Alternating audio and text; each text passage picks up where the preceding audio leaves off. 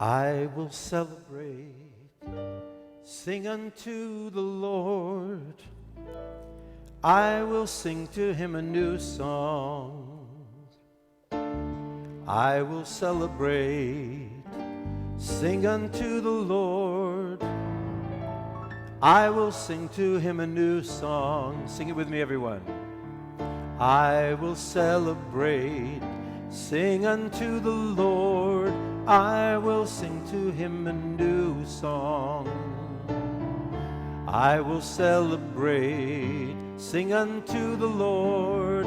I will sing to him a new song. I will praise him. I will sing to him a new song. I will praise him. I will sing to him a new song.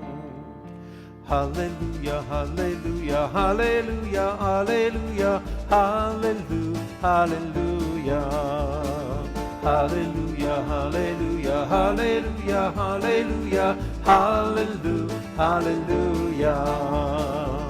I will celebrate, sing unto the Lord. I will sing to him a new song.